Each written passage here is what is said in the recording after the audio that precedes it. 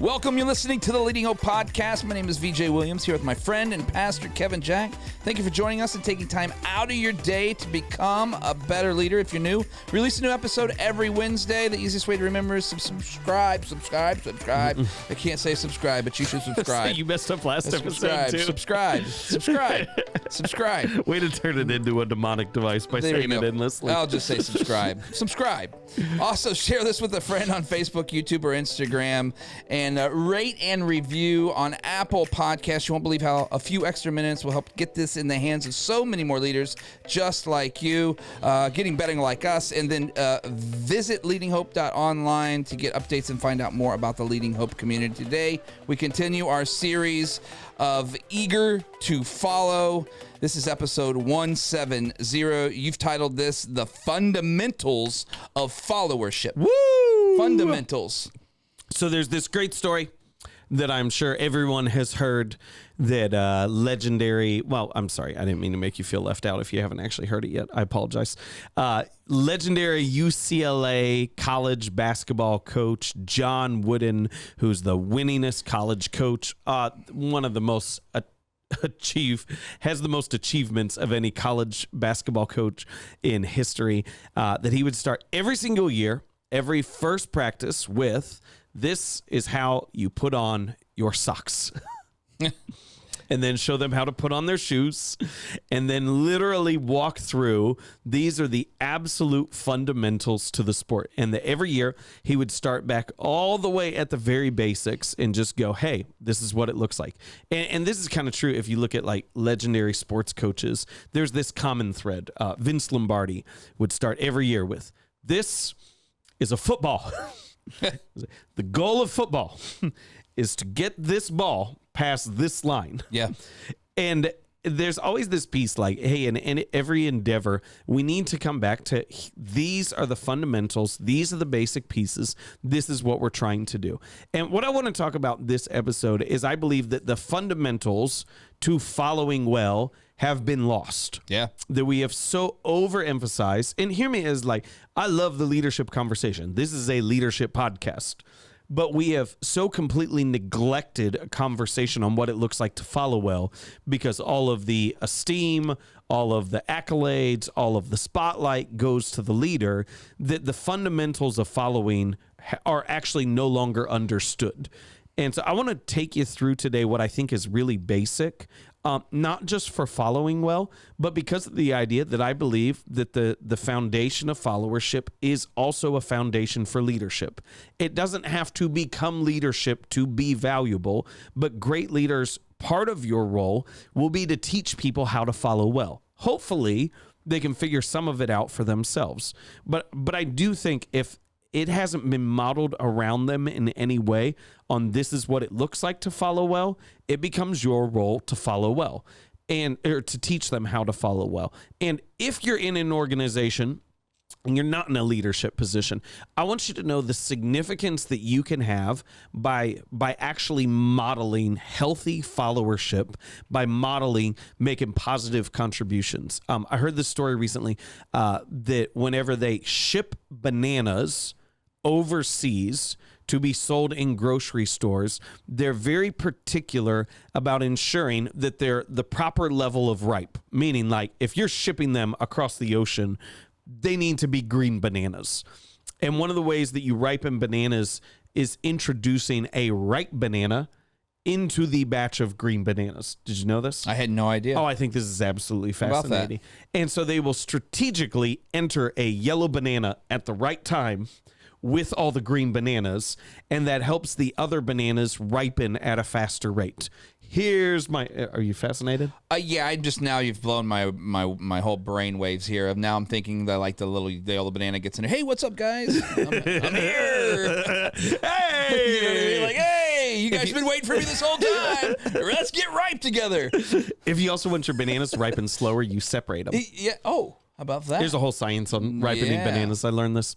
Blows my mind. Love it. I want you today to be the yellow banana in the batch of green bananas. I want you to be the yellow banana to go, hey, I'm on What's a up, team. guys? I'm not the leader. I'm on a team, and no one knows how to follow well, but I'm going to model that well and, in essence, say, What's up, guys? I'm here. So 3 ideas for today. First idea is this, is that followers must know how to give support to their leaders, okay? The fundamentals of following. Followers must know how to give support to their leaders. This is a couple different things. For one, it's acting on key initiatives. It's taking like, hey, here's the goal. And even if it hasn't been specifically said, this is the exact contribution you need to make to the goal. I know that I need to make a contribution to what the leader is saying is most important, to what they have defined are these overarching goals. Bad followers need someone to tell them how to make a contribution. Good, healthy followers figure out how to make a contribution. And that's one way they support. Another way that they show support is through personal support. Ready? I'm going to give you a question that is going to blow your mind. Ooh, write it ready? down. Write it down. Ready? One of the best ways to initiate a supportive communication with your leader is to ask, how are you doing? How about that? But I obviously I say that tongue in cheek, but have you ever asked your leader that? Yeah. Or have you only waited for them to ask you how you're doing and assuming their negligence in that made them a bad leader? They may be a bad leader, but you also may be a bad follower. Yeah. And one of the best ways you can support is to support them organizationally in terms of contribution, but to also support them personally. And I think we've so swung the pendulum so far. And I don't want to get real deep into this, but like we just like, oh, you're a brown noser. Yeah. Like that's it. And that's the common term.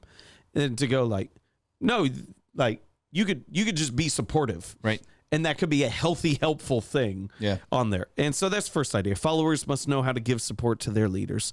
Second idea for today, fundamentals of following. Followers must know how and when to give feedback to the leader. This is so important. Followers must know, like, giving feedback matters, but you need to know how and you need to know when. The best followers in the world will fail if they gripe about their leaders but don't help them improve. So let me break these down in terms of how and when you need to give feedback. First piece of how. I want you to know that your feedback is viewed differently based upon, does your leader view you as a critic, a contributor, or do they view you as a consultant? Woo. Do they view you as a critic, someone who's always negative? Do they view you as a contributor, someone who's making a positive impact? Or a consultant? And what I mean is, like, you'll give feedback, but you never really do the hard work. You'll kind of enter in, enter out. You're halfway in, halfway out. The feedback that you give is shaped by how that person perceives you. And so I would just say real simply, you need to know how your leader views you and the contribution that you're making. You need to know not how you think your leader views you. You need to know how your leader views you. And ready? Second question. Ready. Here we go. Ask them. Yeah. How do you feel about the contributions that I'm making? Yeah. So important. And if they lie, like, there's nothing you can do about that, but they've got no reason to lie. Right.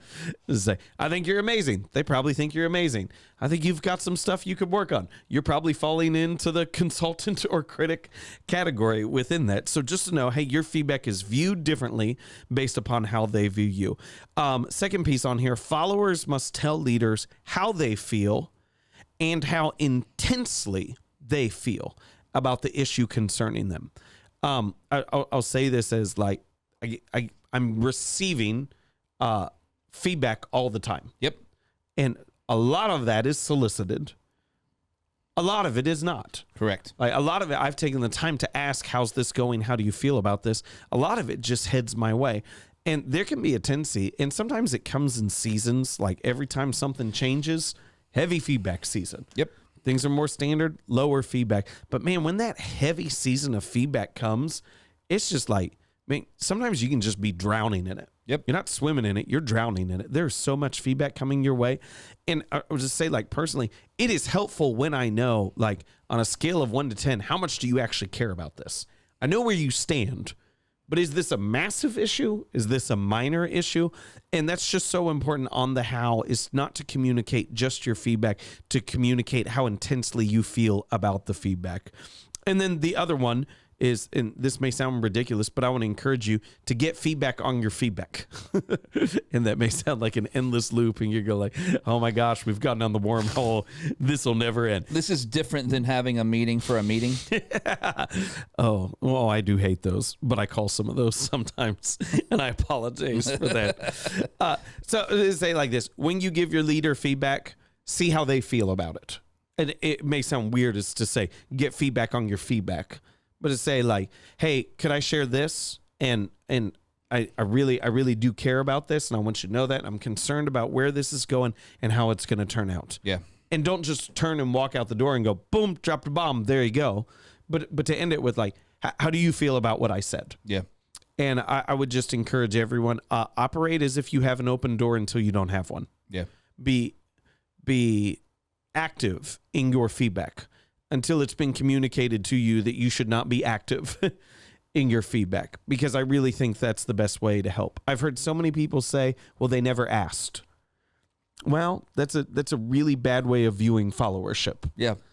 So, third idea on here. Last you idea. didn't get to the wins. Did you want to do the wins today? Oh, thank you, V. Because I appreciate. Yeah, that's I've important. got lots of questions about wins. Oh, Not WINS. WHENS. Yeah, those wins. Okay, so yes, must know how and when to give feedback to the leader. So that was great feedback. Yeah. You realize I was going off course, and we planned that. When?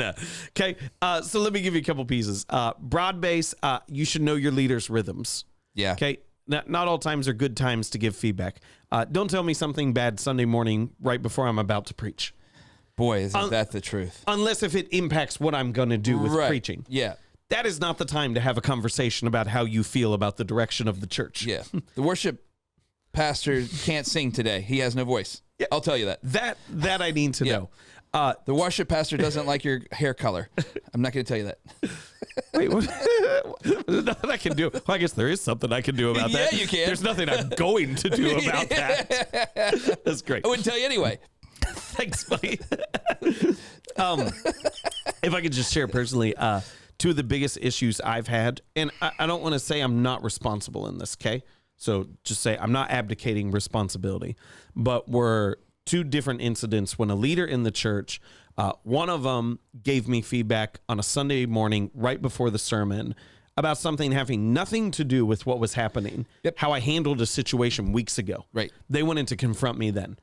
That conversation did not go well. And I just said, this isn't the time for me to talk about that. Right. And they did not like that one bit. Another time was after we had worked a 16-hour day in the midst of COVID trying to prep and transition stuff. And I had another leader in our church didn't like how I had handled something. And so they said, I need to give you a call to give you some feedback at 10 o'clock at night. And I texted back and said, now is not the time for me. Can we talk tomorrow? And they just texted me all of their complaints. Yeah. That did also not go well. Now, I want to say, like, as a leader, I'm still responsible for how I handle that. But I also say, if they would have handled it in a healthier way and known timing on those pieces, those conversations would have gone radically different. Yeah. I'm still responsible, but so are they for the issue of timing. Okay. Right. So know your leader's rhythms. A specific piece, I would say there is a massive difference between giving feedback on the ideation phase and the implementation phase. Yeah. When you're in the implementation phase, it's not the time to tell everyone about how you're doing stuff wrong. Because sometimes when the plan has been set, you just have to run with it. And at the end, you can figure out how you do it different. Yeah, it's good. But to say like, this isn't going well, there's nothing we can do about it now. Right. And you need to know that. And then last off, I'd just like to give here, this isn't specifically when, but it's on the idea of feedback. But just, you need to know there's a massive difference between challenging the process and challenging the leader. There's a huge difference between, I think we could do this better versus giving the feeling you're doing a bad job. And an insecure leader will always feel like they're being challenged, but a healthy follower will know the difference, and a healthy leader will know the difference between challenging the process, I want to make it better, versus calling out the leader, you're not doing a good job. That's great. So Third idea for today, the follower must never put himself in competition with the leader. Ooh. And I'll read a couple notes here because I want to get these exact. You need to disobey when it is necessary, and you might need to choose to walk away. We'll talk about that next week because it is time. But those are completely different things than undermining a leader, and that it is arrogant and delusional to assume that undermining the leader is the best thing for the organization because you could do it better. And I have talked to so many younger leaders who are in staff positions, other roles, and they assume that their leader sucks, and the only way the ministry is still thriving is because they're still around. And so even though they don't trust the leader, like the leader, believe in the leader, they're going to stick because it's really about them. And I want to say, like, you have inflated your self-importance to an area where it's actually now mentally unhealthy. And to say, like, undermining the leader is never the best course of action. You might have to be a whistleblower if something's going wrong, okay? You might have to walk away if it's not the spot for you. But undermining the person who is still in place is never the healthy way to go. So you honor the leader, but you're loyal to the mission. So good. It's, everyone wants to be the leader, and it's really hard to follow to learn how to get there. I think I want to go back to some of the things that you asked or told us about how and when, because I think that's really hard for a lot of people to grasp because they allow their emotions to dominate the decision making. Good. For you, because you report to a board. Yeah.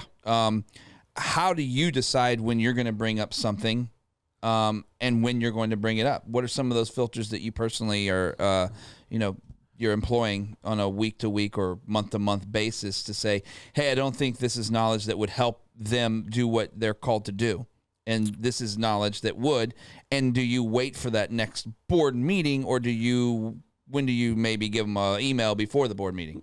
What's the filters, just to help someone on the other end of this to say, hey, at a high level, where do you decide to do those types of things? I never want the board to be surprised by information. Okay. And so I don't think I'm putting them in a spot to succeed if I'm doing that. So that's when I send an immediate email is if they're going to hear the information from a different source, I'll tell them to make sure they're not shocked so they're in a spot to succeed.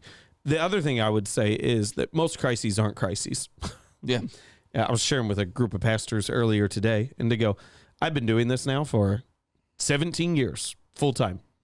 I'm not surprised by almost anything at this point in time. I've seen it all. First year, a lot of things felt like a crisis. Yeah. Because I never faced it before. Right. And you just realize over time, like, hey, they may be important, but they're really probably not urgent. Yeah, that's good. The last thing I want to ask is, you said there's a massive difference between challenging the process and challenging the leader. When does it start to feel like the challenging the process is challenging the leader? Yeah, I would just say it is, you can know that based upon your personal perception of the leader. Yeah. If you're no longer willing to forgive, if you no longer trust, if you no longer believe in their ability, you are probably now challenging the leader. Yeah. And so it's not nearly as much like what you do will be shaped by how you perceive them. That's great. How you perceive them informs what you do. And so you can check your feelings to really get a gauge on how you're going about it. I think that's so important distinction for people to realize where they're at when they're having these issues in day-to-day stuff. You've got some closing questions for us? Yeah, let's do it. All right. So a couple questions for application that I want to jump into. First off, am I giving frequent feedback to my leader at an appropriate time? And I would also add in here, if all your feedback is negative, then eventually your feedback will not be welcomed. Frequent feedback, positive and negative at the appropriate time. Second question, am I aware of how my leader feels about my level of contribution? If you're not, you can ask. Yeah. And third piece, am I doing anything that is not in the best interest of the organization? And that's that last piece of like, the follower must never put himself in competition with the leader. Am I doing something that is actually putting the organization in a negative spot? I'm having a negative influence instead of a positive impact because I'm actually now undermining the leader. It's great. We continue the series, Eager to Follow. Those 3 questions will be available for you on the website. Make sure you check that out. And thank you for joining us today. If you're new to the podcast or haven't yet subscribed, it would mean the world to me and Kevin if you did that now. Also, post about it, rate and review, or both. You won't believe how that helps get this podcast in the hands of so many more leaders just like you. We love hearing your stories of how the podcast is working in your life and business. If you have a story, visit leadinghope.online and send that to us. We would love to hear from you. And remember, everyone has 20 minutes to learn to become a better leader. Make it count.